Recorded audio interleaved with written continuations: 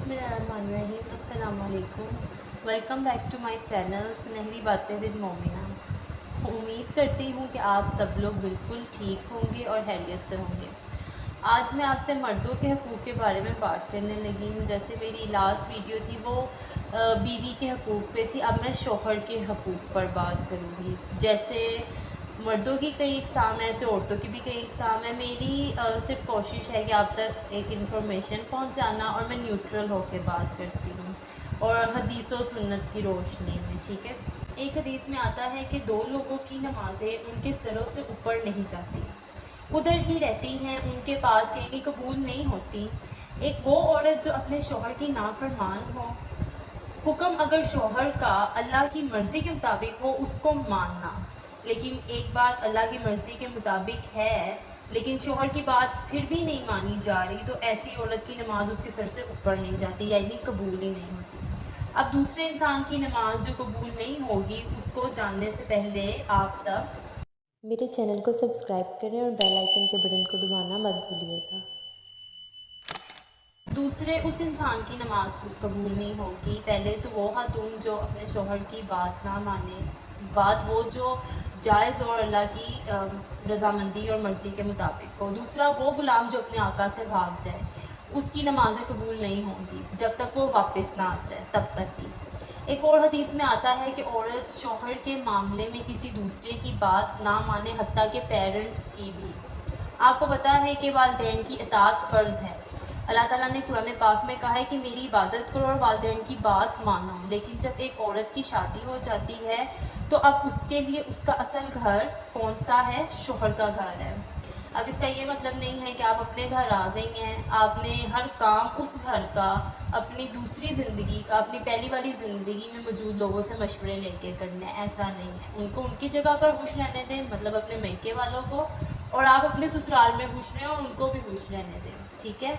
ये नहीं कि सारा दिन टेलीफोन कॉल्स पे लगे रहना और गलत गलत बातें मशवरे लेना, क्योंकि जो फ़ोन है, जब से ये फ़ोन आया है, कम्युनिकेशन सिस्टम भरा है, तब से गुनाह भी ज़्यादा हो गए हैं। फिर चाहे वो गॉसिप्स हों या किसी के घर उजाड़ने या कुछ भी हो, क्योंकि फ़ोन भी जो है वो गुनाह को प्रमोट कर रहा है और कुछ भी नहीं।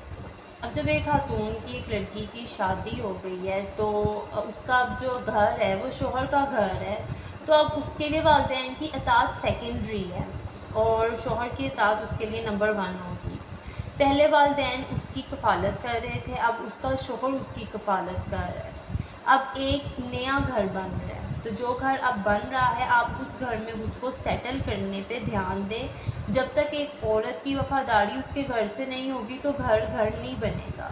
तो इसीलिए छोड़ें अब पीछे का ध्यान और आगे का सोचें। इसीलिए अल्लाह ताला से ज़्यादा मेहरबान, 70 माओ जितना प्यार करने वाला और कौन हो सकता है। तो ये मशवरे हमें वही दे रहा है, यानी अल्लाह ताला ने कुरान और हदीस में ये चीज़ें, कुरान और हदीस की सुन्नत में मैं आपको ये चीज़ें बता रही हूँ, ठीक है। तो अल्लाह ताला ने जब कुरान में खुद ये बातें बताई हैं, हमें ये चीज़ें सजेस्ट की हैं, तो हम लोग क्यों अंधेरे में हैं, ठीक है। फिर चाहे वो कुछ मर्द हों या कुछ औरतें हों, जो भी है, इसमें ही हमारी बेहतरी है। हाँ, नाजायज़ बर्दाश्त ना करें आप, पर अच्छे माहौल को भी ख़राब ना किया जाए, और ना अपना जीना हराम करें और ना ससुराल वालों का करें। जैसे आप अपने घर में रहती थी, आप यही समझे कि आप शिफ्ट कर रही हैं। शौहर के माल की और घर की हिफाजत भी आपके ज़िम्मे है। हिफाजत से एक बात याद आई कि इस कैटेगरी की भी खातून होती हैं, खुदारा इस तरह मत किया करें कि कुछ इस तरह की भी होती हैं कि जो करती सब अपने शौहर के पैसों का है, ठीक है, लेकिन वो प्रमोट किनको करती हैं, अप्रिशिएट और आगे बढ़ा चढ़ा के सिर्फ अपने वालिदैन, घर वालों को, बहन भाइयों को रखती हैं। वो इस तरह के सब आया उनके शौहर के पैसों का होता है, शौहर की कोई उन्होंने ना नेकी नहीं करनी। उनको लगता है कि अगले शायद बेवकूफ़ हैं या समझते नहीं हैं, उन्होंने कहना यही होता है, मुझे ये ज्वेलरी जो है वो मेरे भाई ने बना के दी हुई है, मुझे ये सूट मेरी मदर ने दी है, मुझे ये चीज़ मेरी सिस्टर ने दी हुई है, मेरा शौहर तो कुछ भी नहीं करता है, ये है वो है। ऐसी खातूनें भी मैंने देखी हुई हैं अपनी लाइफ में, अपनी नज़रों के सामने। पेरेंट्स और पीछे की चीज़ें ही नहीं छोड़ के आते, ना भूलते हो, आप ऐसे कह देते हो कि हम अपना सब कुछ छोड़ के आए हैं, हम ये करके आई हैं। بٹ آپ اس چیز کو پروو بھی تو کرو نا, آپ پراپر اس کی ہو کے رہو, تو تاکہ اگلے کو بھی پتہ ہو کہ یار یہ پراپرلی مجھ پہ ڈیپینڈ کر رہی ہے, اس نے واقعی میرے لیے چیزیں چھوڑی ہیں, یہ کسی مسئلے میں ان کو نہیں رکھتی, تو اگلے کو بھی پتہ ہو کہ آپ اس کی ذمہ داری ہے, اس کو محسوس کروائیں, اس کو احساس دلوائیں. ٹھیک ہے. کافی آدھے سے زیادہ فساد اسی وجہ سے ہوتے ہیں کہ آپ اپنی فیملی کو پروموٹ کرتی ہیں اور جھوٹ بول کے کرتی ہیں آپ کہ مجھے یہ گھر میرے تو صرف مائکے والے مجھے سپورٹ کر رہے ہیں, انہوں نے میرا مہینہ لگایا ہے, انہوں نے میرا یہ کیا ہوا ہے, وہ کیا ہوا ہے. کرتے ہوں گے, کچھ کے کرتے ہوں گے, لیکن ایسا نہیں ہے. کچھ بہت کھلا جھوٹ بولتی ہیں جو کہ پتہ چلتا ہے.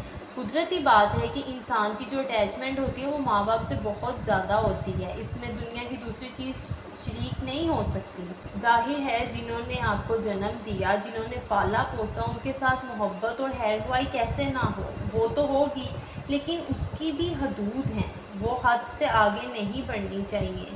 کہ شوہر کما کے لائے تو ہر وقت عورت شکوہ کرے کہ پورا ہی نہیں ہوتا, ہے ہی نہیں, یہ بھی نہیں ہے, وہ بھی نہیں ہے, اور پیسے بٹورتی چلی جائیں اور چھپ چھپا کر دوسری طرف دیتی چلی جائیں. نہیں, شوہر سے مشورے بھی کریں, پیار محبت سے رہیں. یہ نہیں کہ شوہر کی بات ماننے سے بھائی میری انا میں تو کمی آ جائے گی, میری تو شان میں کمی آ جائے گی, میری انا ختم ہو جائے گی. میں اپنی مرضی کی خود مالک ہوں. جی, آپ اپنی مرضی کی مالک ضرور ہیں, پر جیسے آپ اپنے ماں باپ کے گھر ان کی مرضی اور اجازت سے آپ ہنسی خوشی چل لیتی تھیں, تو ویسے ہی آپ شوہر سے پیار محبت سے چلیں, اس سے بھی مشورے کریں, اس کی بھی کچھ مان لیں, کچھ بات منوا لیں.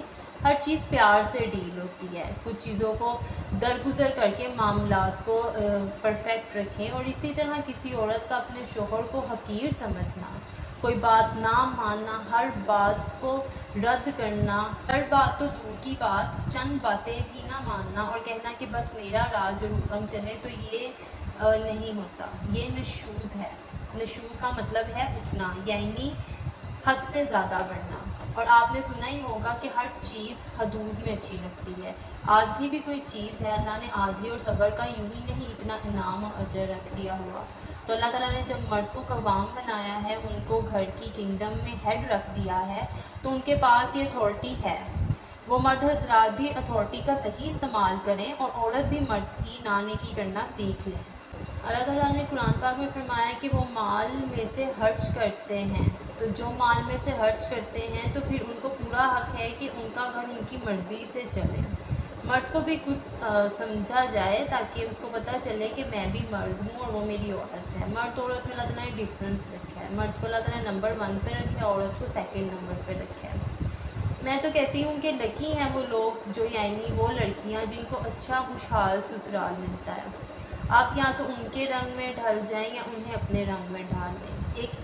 ایک نیک عورت کی سب سے بڑی خوبی یہ ہے کہ وہ اطاعت گزار ہے, جو کہ آج کل کے فاسٹ اور ایڈوانس زمانے میں عورتوں سے ہونا مشکل ہو گیا ہوا ہے. اور بعض مرد اتنے اچھے ہوتے ہیں کہ وہ بیویوں کے حقوق بھی پورے ادا کرتے ہیں, اور ماں باپ کے بھی. بچوں کو بچوں کی جگہ پہ رکھتے ہیں, اور بیویوں کو بیویوں کی جگہ پہ رکھتے ہیں, اور اپنے ماں باپ کو ماں باپ کی جگہ دیتے ہیں.